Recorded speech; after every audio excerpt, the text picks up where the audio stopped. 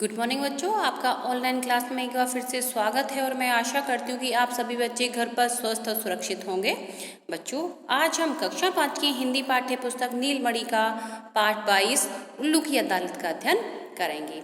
उल्लू की जो अदालत है, इस पाठ के अंतर्गत एक अदालत का दृश्य बताया गया है और एक नाटक की तरीके से है यह पाठ। हास्य व्यंग्य है कि इसमें जंगल के जानवर हैं, वो किस तरीके से अपना अपना पक्ष रखते हैं। अदालत जैसे होती है उसी का सीन है और जिस तरीके से कैरेक्टर्स आते हैं, जैसे हम कोई नाटक का मंचन करते हैं भाई, इसमें नाटक में क्या होता है, अलग अलग चरित्र होते हैं, एक बोलेगा फिर दूसरा बोलेगा। इसी तरीके से यहाँ पे भी अदालत का वर्णन है कि अदालत में किस प्रकार एक मुकदमा आता है और उसका निर्णय कैसे किया जाता है। ठीक है, तो पाठ 21 उल्लू की अदालत। यह कहानी हास्य से परिपूर्ण है। इसमें कोयल और कोए का अनदेखा अनोखा मुकदमा पेश किया गया है। लेखक ने इसके माध्यम से हमारी अनेक बुराइयों के प्रति हमारा ध्यान आकर्षित करने का प्रयास किया है। ठीक है, अब कौन कौन सी बुराइयां उनको देख लेते हैं। ठीक है, जानवरों की अदालत का दृश्य है ये। न्यायाधीश की कुर्सी खाली है जिसके सामने कोयल और कोया अपने अपने वकीलों भालू और पेंगुइन के साथ बैठे हैं। ठीक है, वहाँ क्या होता है, वकील होते हैं, एक जज होता है। अभी न्यायाधीश आए नहीं है इसलिए उनकी कुर्सी कैसी है, खाली पड़ी हुई है। और कोयल और कोए का मुकदमा है यहाँ पर, और जो कोयल का वकील है वह भालू है और जो कोए का वकील है वह पेंगुइन है। इतने में क्या होता है, जो बंदर है न्यायाधीश के आने की घोषणा करता है। न्यायाधीश के रूप में उल्लू चश्मा पहने हुए काले कोट में प्रवेश करता है। सभी लोग खड़े होकर अभिवादन करते हैं। फाइलें लिए बंदर पीछे पीछे आता है। ठीक है, न्यायाधीश कौन है इसमें, उल्लू बने हैं, काला चश्मा पहन के काला कोट पहन कर आते हैं। वो जो मैना है घोषणा करती है कोयल और कोए का मुकदमा पेश किया जाए। कोयल का वकील भालू खड़ा होता है और सिर झुकाकर अभिवादन करता है, फिर अपने गले को साफ करता है। कैसे ऐसे करते हैं ना, हम किसी चीज को बोलते हैं तब, तो वो अपना गला साफ करता है। भालू बोलता है, श्रीमान जी, यह जंगल में कोए द्वारा की जा रही मनमानी और उससे पैदा हो रही अशांति का मुकदमा है। कोया कोयल के बच्चों को बहुत सताता है। वह कभी उन्हें चोंच से मारता है तो कभी पैर और पंजों से। कोयल बीच में ही खड़ी होकर बोलती है। कोयल बोलती है, जी हाँ श्रीमान, मेरे वकील सही कह रहे हैं। उल्लू, आप बीच में मत बोलिए, अदालत के नियमों का ध्यान रखिए। अगर आप कुछ कहना ही है तो कटघरे में आकर कहिए। ठीक है, वो अदालत में क्या होता है, ऐसा ही होता है, जो उल्लू उनको बीच में ही टोक देते हैं कि आपको कुछ कहना है तो आप कटघरे में आकर बोलिए। कोयल कटघरे में आ जाती है, फिर बोलती है, उल्लू बोलता है, अब आप कसम खाकर कहिए कि जो भी कहेंगी सच कहेंगी। कोयल बीच में बात काटकर, श्रीमान, मैं आज कसम कैसे खा सकती हूँ, आज मेरा उपवास है।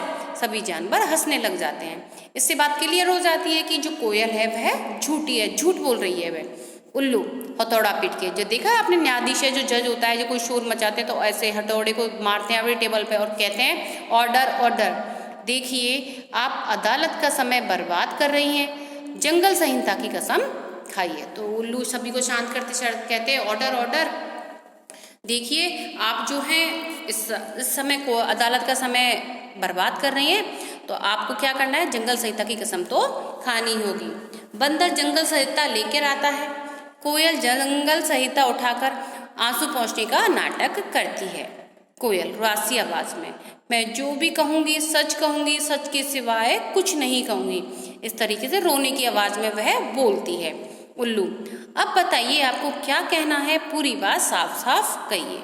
कोयल, श्रीमान, ये कोआ बहुत खतरनाक है। ये मेरे बच्चों को कभी चोंच से तो कभी पंजों से मारता है, उसकी जान को खतरा है। उल्लू पेंगुइन को इशारा करके, आप इनसे सवाल पूछ सकते हैं। पेंगुइन कहता है, कोयल जी, यह बताइए कि क्या कोया हमेशा आपके बच्चों को मारता है। कोयल रोते हुए, जी हाँ। पेंगुइन, क्या आप हमेशा अपने बच्चों को अकेला छोड़ देती हैं। भालू बीच में, इस प्रश्न का मुकदमे से क्या संबंध है। पेंगुइन बोलता है, संबंध है श्रीमान, इस प्रश्न से यह स्पष्ट होगा कि कोयल अपने बच्चों की देखभाल नहीं करती। अच्छा कोयल जी, यह बताइए कि आपका घर कहाँ है, क्योंकि कोयल कभी अपना घर बनाती नहीं है। वो क्या करती है, जब उसके बच्चे पैदा होते हैं कि कोयल के और जो कौवे के बच्चे हैं दोनों ही काले होते हैं, उनमें कोई देखेंगे तो अंतर समझ में नहीं आता है। तो कोयल क्या करती है, अपने बच्चों को ले जाकर कौवे के पिंजरे में कौवे के घोंसले में रख के आ जाती है। कौवा समझता नहीं है उनको और अपने बच्चों की तरह ही उनको वह पालता रहता है। ठीक है। भालू कहता है बीच में, श्रीमान यह प्रश्न तो बिल्कुल ही असंगत है, यानी कि बिल्कुल ही सही नहीं है, इसका केस से कुछ लेना देना ही नहीं है। पेंगुइन, असंभव नहीं, असंगत नहीं है श्रीमान, असल में कोयल अपना घर बनाती ही नहीं है। क्यों कोयल जी? पेंगुइन कहता है कि सच बात तो ये है कि ये सवाल असंगत नहीं है, गलत नहीं है, क्योंकि कोयल जो है वो अपना घर नहीं बनाती है। कोयल से पूछा जाता है क्या ये बात सही है, कोयल चुप हो जाती है। कौवा बीच में बोल उठता है। कौवा बोलता है, श्रीमान यह कोयल अपने अंडों को चुपचाप से मेरे घोंसले में छोड़ जाती है। मैं और मेरी पत्नी इसके अंडे सेते हैं, इसके बच्चे पालते हैं और ये उधर घूमती रहती है, क्योंकि उनको पता ही नहीं चलता। और अंडे भी देखने में होते, उसके बाद बच्चे काले होते हैं दोनों को, तो उनको पता ही नहीं चलता है कि उनके बच्चे हैं या कोयल के बच्चे हैं। कोयल, तुम झूठे और मक्कार हो। कोया, तुम झूठी हो और कामचोर भी। उल्लू, ऑर्डर ऑर्डर, कोई जी यदि आपको कुछ कहना है तो कटघरे में आकर कहिए। कौवा कटघरे में आ जाता है, बंदर जंगल संहिता लेकर आता है, कौवा शपथ लेता है यानी कि कसम खाता है। कौवा कटघरे में आता है, बंदर जंगल संहिता लेकर आता है, कौवा से शपथ ले लेता है। उल्लू बोलता है, अब कहिए आपको क्या कहना है। कौवा बोलता है, श्रीमान यह कोयल धोखेबाज है, चुपके से ही है अपने अंडे हमारे घोंसले में रख देती है। हम इसके अंडे सेते हैं, पालते हैं। यह कोयल अपना घोंसला नहीं बनाती है, ना ही अपने बच्चे पालती है। भालू, वाह वाह कोई जी, अच्छी कहानी बनाई। आपके घोंसले में कोई अपने अंडे रख जाता है और आपको पता भी नहीं चलता। कौवा, जी हाँ, पता नहीं चलता। अब मैं पढ़ा लिखा तो हूँ नहीं श्रीमान जो अंडे गिन सकूं। देखने में सभी अंडे एक समान दिखाई देते हैं। मेरी पत्नी और मैं अंडे सेते हैं, जब बच्चे निकलते हैं तो उनका रंग भी एक जैसा होता है, बिल्कुल हमारे रंग की तरह। हम अपने बच्चों के साथ कोयल के बच्चों को भी दाना चुप चुप कर खिलाते हैं, उड़ना सिखाते हैं। यह धोखेबाज दूर बैठकर देखती रहती है। वो सारी बात बता देता है कि कोयल उनके साथ किस तरीके से धोखा करती है। भालू, इसका मतलब यह हुआ कि जब आपको पता चलता है कि बच्चे आपके नहीं हैं तब आप उन्हें मारते हैं। कौवा चुप रह जाता है उसके बाद। भालू, जोर से मेरी बात का हाँ या नहीं में जवाब दीजिए। आप कोयल के बच्चों को मारते, डराते, धमकाते हैं या नहीं? कौवा बोलता है, जब हमें मालूम पड़ेगा कि हमारे साथ धोखेबाजी की गई है तब गुस्सा तो आएगा ही। भालू, देखिए श्रीमान, कोई ने अपनी गलती मान ली। जब इसे पता चला कि जिन बच्चों को वह पाल रहा है वह बच्चे उसके नहीं हैं बल्कि कोयल के हैं, तो ये गुस्से में पागल हो जाता है, उन्हें जान से मारने की कोशिश करता है और इससे कड़ी से तो कहते हैं कि इसको कड़ी से कड़ी सजा दी जाए। कोयल हंसकर, हाँ हाँ, कड़ी से कड़ी सजा। सब जानवर हंसते हैं। फिर से उल्लू कहता है, ऑर्डर ऑर्डर। कोयल जी, आप बार बार अनुशासन भंग कर रही हैं। पेंगुइन बोलता है, श्रीमान यह कोयल केवल धोखेबाज और कामचोर ही नहीं बल्कि एक गैर जिम्मेदार माँ भी है। जिस माँ ने अपने मीठे सुर की लोरी कभी अपने बच्चों को नहीं सुनाई, वह कैसी माँ? श्रीमान, धोखे से अपने अंडे दूसरे के घोंसले में रखना, उनकी देखभाल स्वयं ना करना और अपने बच्चों का पालन पोषण दूसरों से करवाना धोखेबाजी है। ऐसी स्थिति में सच्चाई का पता चलने पर क्रोध आना तो स्वाभाविक है। भालू, लेकिन श्रीमान, गुस्सा आने का यह मतलब तो नहीं कि किसी की भी जान ले ली जाए। कोयल रोने का नाटक करती हुई, जैसे मेरे बच्चों की जान की कोई कीमत ही नहीं।